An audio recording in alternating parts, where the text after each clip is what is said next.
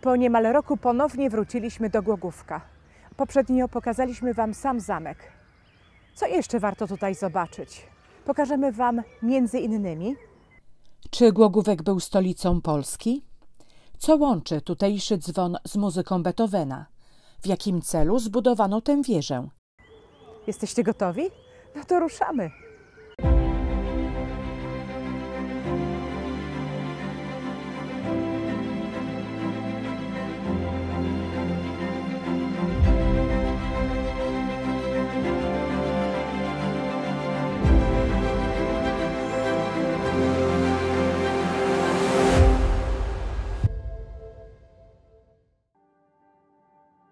Głogówek to liczące ponad 5000 mieszkańców miasteczko, położone nad rzeką Osobłoga w województwie opolskim. Do miasta można dotrzeć samochodem, ale też koleją. Dla tych, którzy wybiorą kolej, czeka nagroda – spacer do miasta piękną aleją obsadzoną szpalerami drzew. Dziś Głogówek to pełne uroku spokojne miejsce, z dala od głównych szlaków. Ale nie zawsze tak było. Miasto świętujące w tym roku swoje 800-lecie było miejscem wielu burzliwych wydarzeń. Gościło słynne postaci i przez 2 miesiące i 1 dzień było stolicą Polski, a przynajmniej siedzibą władz na uchodźstwie. Początki miasta, które miało wiele wersji swojej nazwy po polsku, niemiecku, czesku i łacinie, sięgają XI wieku, kiedy wznosił się tutaj gród, choć o Głogówku jako o mieście możemy mówić dopiero od XIII wieku. Głogówek nabiera na znaczeniu na początku lat 80. tego stulecia, kiedy syn księcia opolskiego Władysława, Bolko I, czyni z niego drugą główną siedzibę po Opolu i wznosi zamek.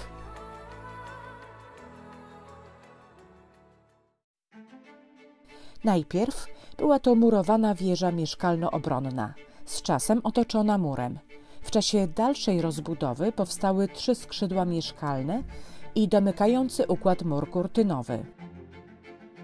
Niecałe 1,5 wieku później, w wyniku konfliktów pomiędzy piastowskimi krewniakami, książętami opolskimi i niemodlińskimi, zamek stał się siedzibą władców niezależnego księstwa. Po wygaśnięciu opolskiej linii rodu Piastów w latach 30. XVI wieku Głogówek przejęli panujący w Czechach Habsburgowie. Nadali oni miasto znanemu śląskiemu rodowi Cedlic. Niedługo potem trafiło ono w ręce rodu von Oppersdorf. Pomimo przejścia Głogówka ze Śląskiem w XVIII wieku z rąk austriackich w pruskie, ród pozostał właścicielem zamku aż do 1945 roku.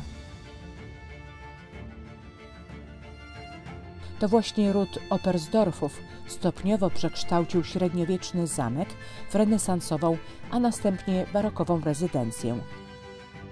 W dobie renesansu wyburzono wieżę mieszkalną, dawne budynki mieszkalne zastąpiono nowymi, pojawiły się narożne wieże, krużganki i zaczął powstawać zamek dolny. Całość była otoczona fosą zasilaną wodą z Osobłogi. Najważniejsze zmiany nastąpiły w czasach jednego z najwybitniejszych właścicieli Głogówka, Jana Jerzego III, który w latach 40. XVII wieku utworzył na obszarze swojej własności ordynację. To wtedy zamek został przebudowany w stylu barokowym. Nadbudowano jedną kondygnację zamku górnego, a w zamku dolnym powstała nowa brama z niewielką wieżą zegarową, a także kaplica oraz jedna z największych bibliotek na Śląsku. Pomimo zdewastowania zamku przez Szwedów w 1643 roku, szybko wyremontowana siedziba Oppersdorfów w 1655 roku gościła króla Polski Jana Kazimierza. Schronił się on tutaj wraz ze swoją żoną i dworem podczas potopu szwedzkiego. Dla ówczesnego właściciela zamku, hrabiego Franciszka Eusebiusza I, Była to okazja odwdzięczenia się za udzielenie mu schronienia przez polskiego monarchę na Wawelu i pod krakowskich Niepołomicach, gdy to on musiał uciekać z Głogówka. Choć na zamku zamieszkał tylko król z małżonką i najbliższym dworem, to przyjęcie wszystkich przybyłych z Janem Kazimierzem w Głogówku i okolicznych wsiach było nie lada wyzwaniem. Liczące około 1100 mieszkańców miasto podejmowało blisko 2000 gości. Jak sobie to współcześnie wyobrazić? Może jak Zakopane podczas długiego weekendu? Z pewnością goście nie mogli narzekać na jedzenie i na dostęp do świeżej wody. Była ona doprowadzana do miasta drewnianymi rurami z pobliskiej osobłogi. Aby to było możliwe, pod koniec XVI wieku w Głogówku została wzniesiona wieża wodna, czyli wieża ciśnień. Ten system zaopatrywania miasta wodą działał przez 300 lat. Nowe wieże ciśnień pojawiły się w mieście dopiero na początku XX wieku. Podczas trwającego 2 miesiące i 1 dzień pobytu króla na zamku powstał plan pozbycia się Szwedów z Polski, ale także doszło do pewnego incydentu. Pewnej nocy gwardziści pilnujący zamku dostrzegli intruza próbującego wejść do zamku przez okno. Intruz został uznany za złodzieja i potraktowany odpowiednio kijami. Po chwili przerażeni strażnicy rozpierzchli się, gdy w zakapturzonej postaci rozpoznali samego króla, który udawał się na schadzkę do jednej z dam dworu. Jak widać, król zajmował się nie tylko sprawami wagi państwowej. Bez incydentów przebiegła kolejna wizyta Jana Kazimierza na zamku, kilka lat później, podobnie jak wizyta Jana III Sobieskiego, który przez Głogówek zmierzał z odsieczą dla Wiednia. Jan III Sobieski nie zamyka listy znanych gości głogowieckiego zamku. W 1806 roku na zaproszenie kolejnego ordynata Franciszka Joachima na zamek przybył Ludwik van Beethoven. W podzięce za gościnę i wsparcie finansowe genialny kompozytor zadedykował swojemu gospodarzowi 4. symfonię.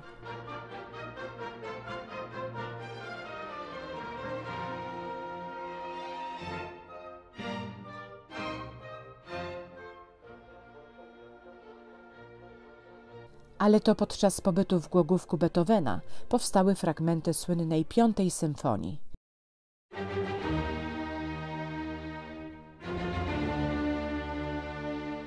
Z czasów pobytu kompozytora w Głogówku zachował się klawesen eksponowany obecnie w pałacu w Pszczynie, a dla uczczenia sławnego gościa w mieście jest organizowany Śląski Festiwal imienia Ludwika van Beethovena. Sam zamek przeszedł jeszcze jedną przebudowę w połowie XIX wieku w stylu neogotyku i klasycyzmu, ale kolejne stulecie było okresem jego upadku. Ordynacja została zniesiona jeszcze przed II wojną światową, a ostatni ordynat opuścił zamek przed nadejściem Armii Czerwonej. Poważnie uszkodzona w 1945 roku, rezydencja Oberstdorfów została po wojnie wstępnie zabezpieczona, ale koszty renowacji jednego z największych zamków na Śląsku przerastały możliwości lokalnych władz. Po nieudanej prywatyzacji sprzed 20 lat zamek został odzyskany przez władze Głogówka i teraz czeka na lepsze czasy. Niedawno zamkiem próbowano zainteresować Elona Muska, który podobno poszukuje w Europie dla siebie zamku. Jak dotąd biznesmen nie odpowiedział. Elon, this is your second chance if you are watching this video. The castle is worth every penny. Do zamku przylega rozległy, liczący 17 hektarów park miejski. Jest on idealnym miejscem na przerwę w zwiedzaniu Głogówka. To dawny park zamkowy. Powstał on w XVII wieku na miejscu dawnych fortyfikacji ziemnych. Kilkanaście lat temu został zrewitalizowany. Liczne alejki parkowe rozchodzą się w różnych kierunkach. Jedna z nich biegnie u stóp wzniesienia, na którym stoi zamek i historyczne centrum miasta. Pomimo licznych najazdów i wojennych zniszczeń spowodowanych kolejno przez husytów, wojska brandenburskie, duńskie, szwedzkie w czasie wojny 30-letniej w XVII wieku oraz Armię Czerwoną w marcu 1945 roku, a także mimo kilku wielkich pożarów, w Głogówku zachowała się średniowieczna siatka ulic z rynkiem w kształcie trapezu pośrodku. Dłuższe boki rynku mają po około 120 metrów długości, krótsze od 50 do 60 metrów. Niewykluczone, że od najwęższej północnej strony rynek został zabudowany później, przyjmując obecny kształt. Od połowy XIV wieku pośrodku rynku stał ratusz. Do naszych czasów zachował się ratusz renesansowy, powstały na początku XVII wieku. Nad budynkiem góruje ośmioboczna wieża.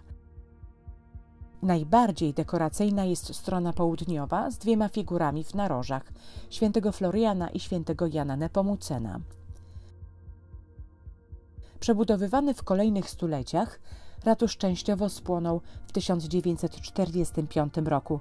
Miał zostać wyburzony, ale dzięki inicjatywie lokalnego twórcy witraży, regionalisty i działacza społecznego Tomasza Cubera budynek został ocalony i odbudowany w połowie lat 50. Współczesna zabudowa rynku to zarówno kamieniczki z XVIII i XIX wieku, często odbudowane z wojennych zniszczeń, jak i powojenna zabudowa.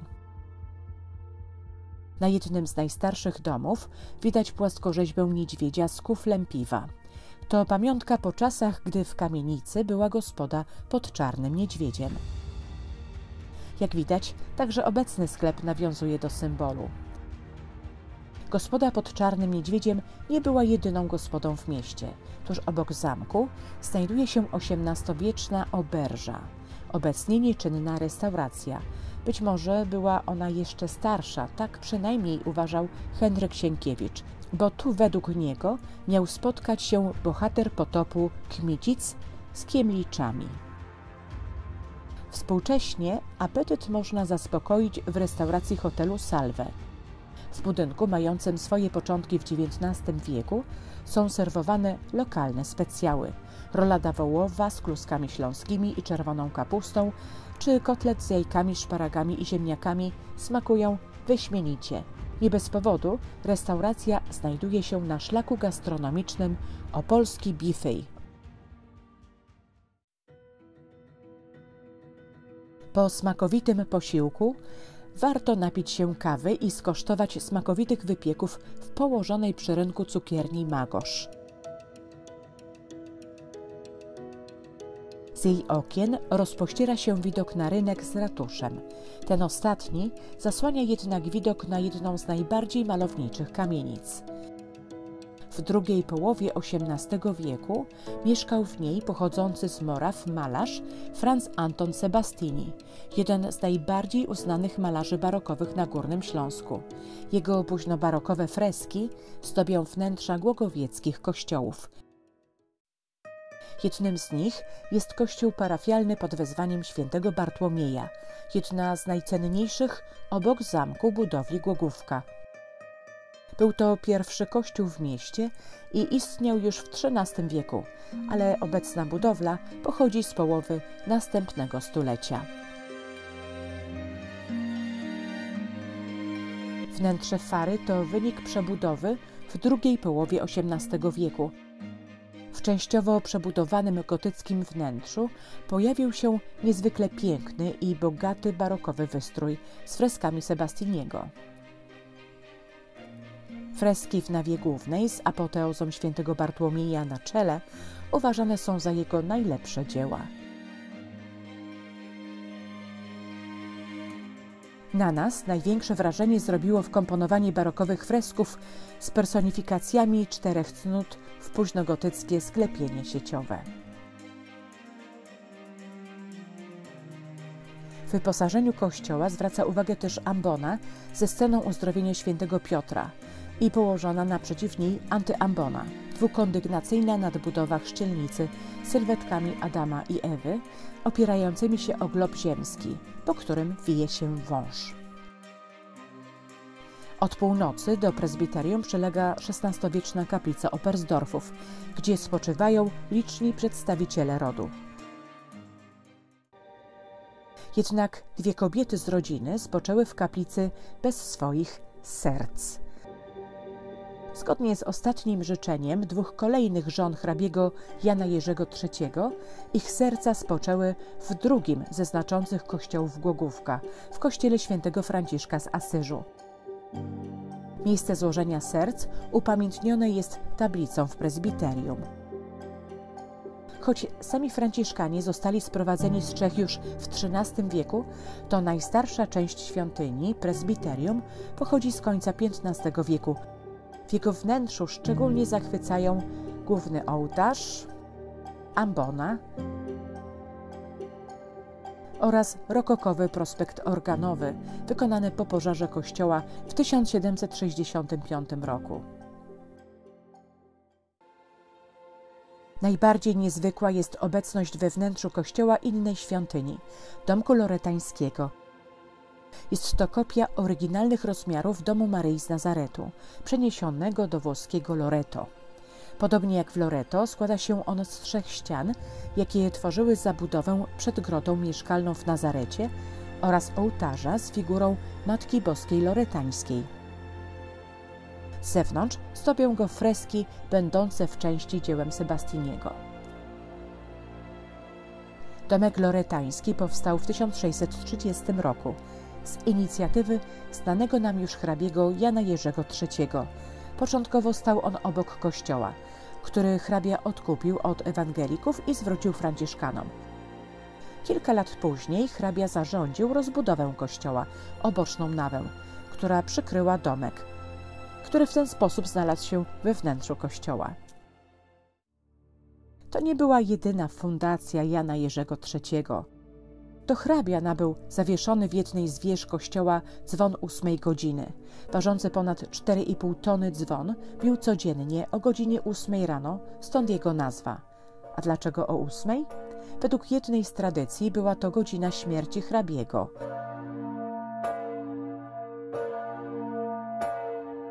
Na temat dzwonu krąży wiele legend. Według jednej z nich to właśnie bicie dzwonu 8 godziny miało zainspirować słynne akordy 5. symfonii Beethovena. Trzecią ważną fundacją Jana Jerzego III jest stojąca w pobliżu klasztoru franciszkanów kopia Bożego Grobu w Jerozolimie. W jej wnętrzu znajduje się kamień sprowadzony z Golgoty. Obok kaplic w Żaganiu i Potępie jest jedną z 3 kopii na Śląsku. Dziś wygląda ona trochę inaczej, gdyż po kolejnych pożarach była restaurowana i zmieniała kształt.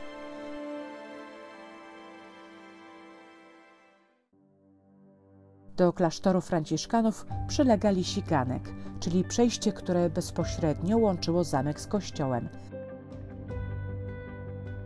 To mocno przebudowany fragment dawnych murów miejskich.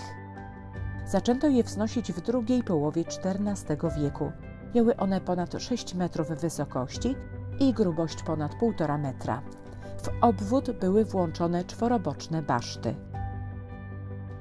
Do miasta prowadziły 3 bramy: Kozielska od wschodu, zamkowa zwana też Mariacką od północy oraz wodna zwana też Prudnicką od strony Prudnika i Nysy.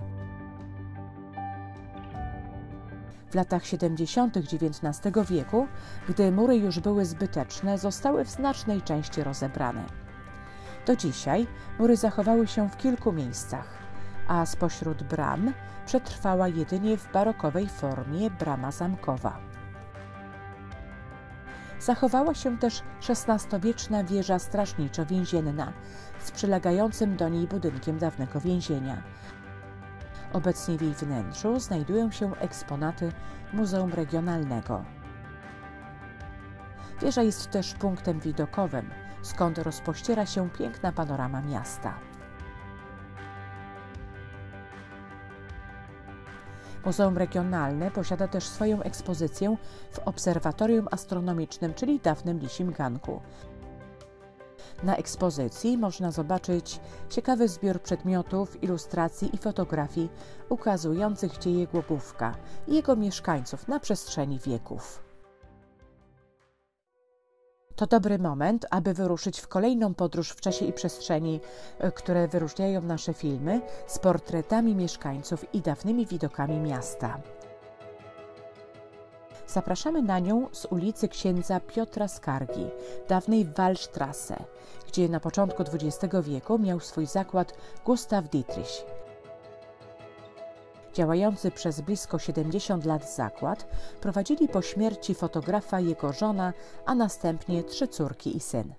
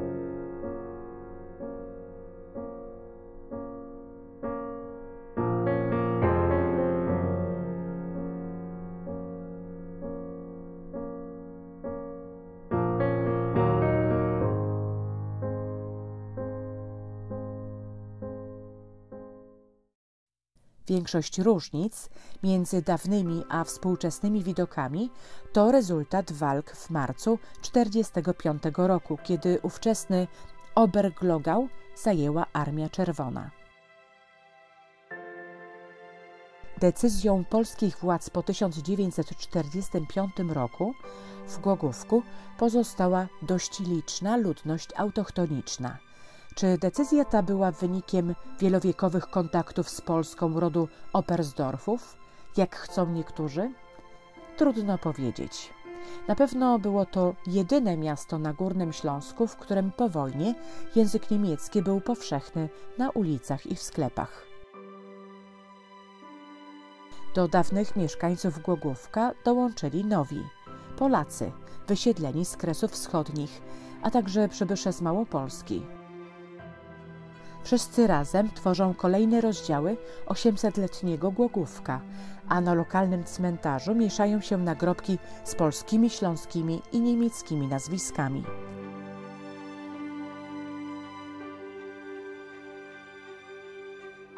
W najwyższym punkcie cmentarza wznosi się jeszcze jedna interesująca budowla.